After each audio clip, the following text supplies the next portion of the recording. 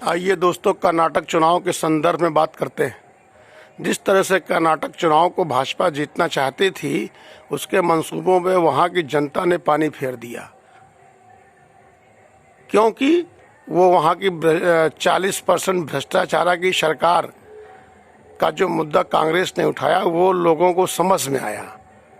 बेरोजगारी पे कांग्रेस ने बात किया जो लोगों को समझ में आया। महंगाई पे बात किया जो समझ में आया। किसानों के, मजदूरों के संदर्भ में जो किसानों ने, वो कांग्रेस ने जो बातें उठाई वो जनता को समझ में आई। पर भाजपा की धर्म आधारित राजनीति को कर्नाटक की जनता ने पूर्णतः खारिज कर दिया। इनके पास केवल एक मुद्दा था, धर्म, क्योंकि धर्म आसानी का मुद्दा है जिसमें कोई विकास की बात नहीं, किसी प्रकार के कार्य की बात नहीं। अतः ये धर्म आधारित राजनीति जो कर रहे हैं उसको वहाँ की जनता ने खारिज कर दिया और इनको सत्ता से बेदखल कर दिया जो है। और कांग्रेस ने अपने मैनिफेस्टो में 2.5 लाख जो वहाँ बेरोजगारी है उसको, 2.5 लाख जो पद खाली है सरकारी, उसको भरने की बात कही जो लोगों को समझ में आई। गृहिणियों को 2,000 रुपये मासिक देने की बात कही जो लोगों को समझ में आया। बेरोजगारों को, जो ग्रेजुएट हैं, उनको 3,000 रुपये भत्ता देने की बात कही जो लोगों को समझ में आई। डिप्लोमा होल्डर्स को 1,500 रुपये मंथली देने की बात कही जो लोगों को समझ में आई। लेकिन ऐसे किसी प्रकार के मुद्दे भाजपा के पास नहीं थे। ऐसे किसी प्रकार के मुद्दे भाजपा के पास नहीं थे। और अपने मैनिफेस्टो में जो कांग्रेस ने कहा कि ये उत्पाती बजरंग दल को अगर हम सत्ता में आए तो इनको बैन कर देंगे, इस मुद्दे को भाजपा ने लपक लिया। लगा कि इनको बहुत अच्छा मुद्दा मिल गया और इन्होंने बजरंग दल को बजरंग बली से जोड़ दिया।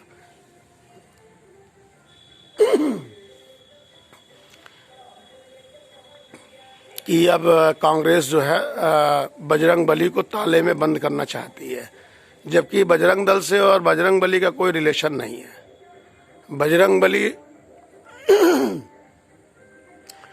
भक्त शिरोमणि, वीर शिरोमणि, ज्ञानियों में अग्रगणी, फलाहारी और प्रभु श्री राम के दूत, अतुलित बलशाली, महावीर, जबकि बजरंग दल वाले उत्पाती, इनके ऊपर सैकड़ों मुकदमे देश में दर्ज हैं, निरीह लोगों पे आक्रमण कर देते हैं।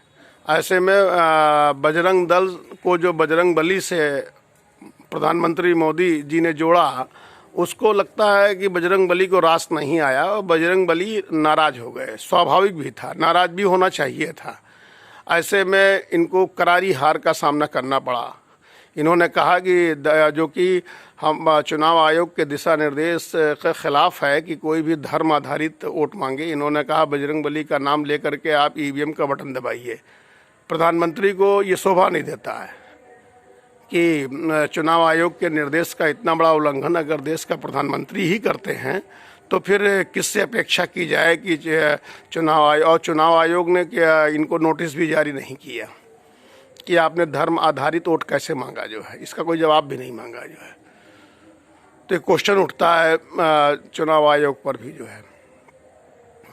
ऐसे में बहुमत से ऊपर, बहुमत से ज़्यादा वोट, बहुमत से ज़्यादा सीट दे करके एक काफ़ी स्थायी सरकार देने का काम कर्नाटक की जनता ने किया है। राहुल गांधी ने वहाँ पे 150 सीटों की डिमांड की थी कि हमको इतना ज़्यादा सीटें आप दीजिए कि हमारे विधायकों को ये खरीद ना पाए। पिछली बार इन्होंने कांग्रेस के विधायकों को खरीद करके और अपनी सरकार जोड़ तोड़ की सरकार बना लिया था, जिसको जनता ने समझा और इनको खारिज कर दिया जो है।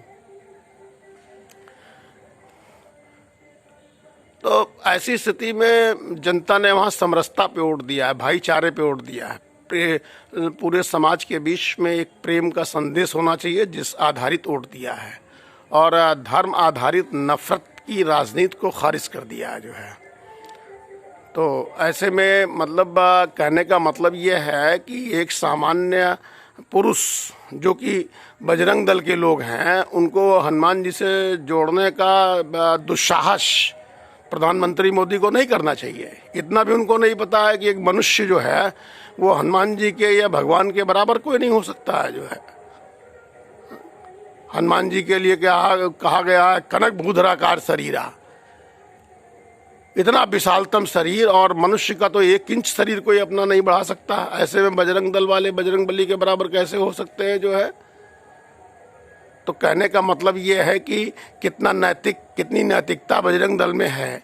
ऐसे में बजरंग दल को तो हनुमान जी से जोड़ना ही का कोई मतलब ही नहीं है। जो उन्होंने तो बजरंग दल को बैन करने की बात की थी, जबकि मल्लिकार्जुन खड़गे ने कहा है कि हमने अपने राजनीतिक जीवन के इतिहास में 80 हनुमान मंदिर बनवाए हैं कर्नाटक में। DK शिव कुमार भी कहते हैं कि हम आएंगे तो हनुमान बोर्ड बनाएंगे जिसमें हनुमान जी के मंदिरों का रखरखाव इत्यादि किया जाएगा। जबकि ये कर्नाटक रामायण के हिसाब से किष्किंधा कांड ही है, जहाँ पे प्रभु श्री राम का वनवास के दौरान हनुमान जी से मिलन हुआ था। तो अपनी धरती पे हनुमान जी महाराज अन्याय होते कैसे देख सकते थे। ऐसे में अगर हनुमान जी ने भाजपा को जिताने में सहयोग किया होता तो लोगों को लगता कि मतलब क्या प्रधानमंत्री मोदी के ट्रैप में बजरंगबली भी फंस जाते हैं, जबकि वो त्रैलोक्य में बुद्धि में अग्रगणी है, बल में उनसे बड़ा बलशाली कोई है ही नहीं, महावीर है, भक्त शिरोमणि हैं। तो वो प्रधानमंत्री मोदी के ट्रैप में कैसे फंस सकते थे, ये हनुमान जी ने दिखा दिया। तो दोबारा तो कम से कम हनुमान जी को भाजपा इस तरह से जोड़ करके और वोट लेने का प्रयास नहीं करेगी। इससे शिक्षा लेकर के, अगर शिक्षा लेते हैं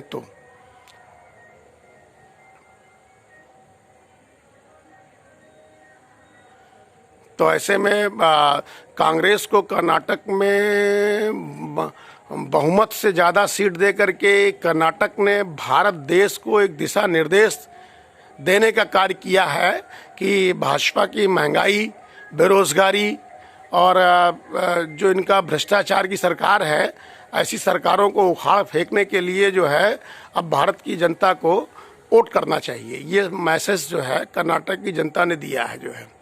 हाँ, अगर शुचिता का प्रशासन आप चलाते हैं, ईमानदारी की गवर्नमेंट आप चलाते हैं, तो आपको वोट देने में किसी को कोई गुरेज नहीं होगा। पर अगर ऐसा ही चलेगा तो धर्म के आधार पे आप वोट नहीं मिलेगा, केवल धर्म के आधार पे, क्योंकि धर्म के नाम पे मतलब किसी को इमोशनली आप ब्लैकमेल कर सकते हैं। ये कर्नाटक की जनता ने आपके इस पॉइंट को खारिज कर दिया। धर्म के नाम पे आप ब्लैकमेल नहीं कर सकते। आप प्रधानमंत्री थे, आपको वहाँ पे गुणगान ये करना चाहिए कि हमने 9 सालों में ये किया, ये किया, ये किया, ये किया, ये किया, इस पर हमको वोट दीजिए। ये ना बता करके सीधे केवल बजरंगबली के आधारित वोट लेने का प्रयास किया। तो ऐसी स्थिति में जो है कर्नाटक ने एक बहुत बेहतर मतलब निर्णय लिया है और नफरत की राजनीति को समाप्त करने का प्रयास किया है जो है। इस वीडियो में इतना ही। RNT news live.